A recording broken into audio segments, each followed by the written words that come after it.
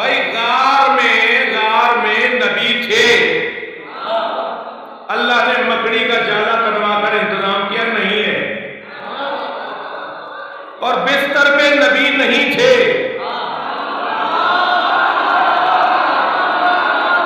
اللہ نے علی کو لٹا کر انتظام کیا کہ ہے اللہ کا کام۔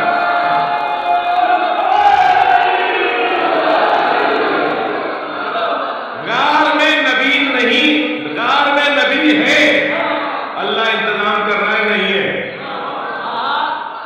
جی کبوتری ڈنڈے دیے مکڑی نے جالا کر دیا ہے، اور اتنا نازک گھر ہے احوان بیوت، قرآن نے کہا یہ نازک ترین گھر ہے مکڑی کا جالا، ایک پھونک سے ٹوٹ جاتا ہے، پھونک سے ٹوٹ جاتا ہے، مگر جالا بتا رہا ہے کہ کوئی اندر نہیں گیا۔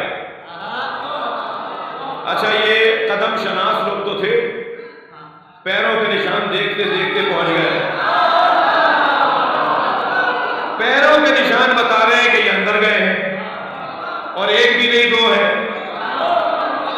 اور مکڑی کا جالا بتا رہا ہے کہ نہیں ہے۔ ادھر نبی کے اچھا مولا علی کا قد مبارک اور مولا نبی کا قد مبارک ایک جیسا نہیں تھا، ساری چیزوں میں ایک جیسے تھے تو قد ایک جیسا کیوں نہیں تھا؟ اللہ کا انتظام دیکھیے ذرا، قد ایک جیسا ہوتا تو جلدی کہہ دیتے،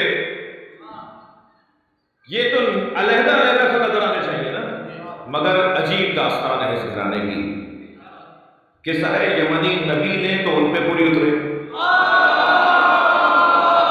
حسنین آ جائیں ان پہ پوری اترے، مولا علی آ جائیں ان پہ پوری اترے، سید آ جائیں ان پہ پوری اترے۔ ایک جملہ ہمارے اردو کے محاورے میں کہا جاتا ہے کہ چادر دیکھ کر پیر پھیلانے چاہیے۔ میں کہتا ہوں ہے تو وہ گھر جنہیں چادر دیکھ پھیلتی ہے۔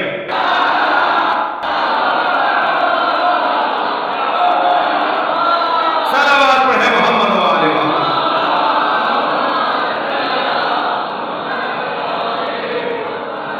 توجہ کر لیا بھائی، غار میں نبی ہیں، اللہ انتظام کر رہا ہے نہیں ہے، بستر پہ نبی نہیں ہے، اللہ انتظام کر رہا ہے۔ اللہ اگر تمہارے دماغ کے مطابق بات کرے تو وہ جائز، ہم تمہارے دماغ کے مطابق بولیں تو وہ تقیہ حرام کیوں ہے؟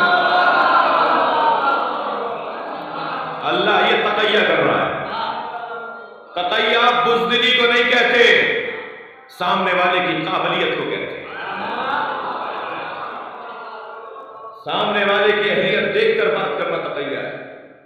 اللہ کا کام دیکھ لیا آپ نے؟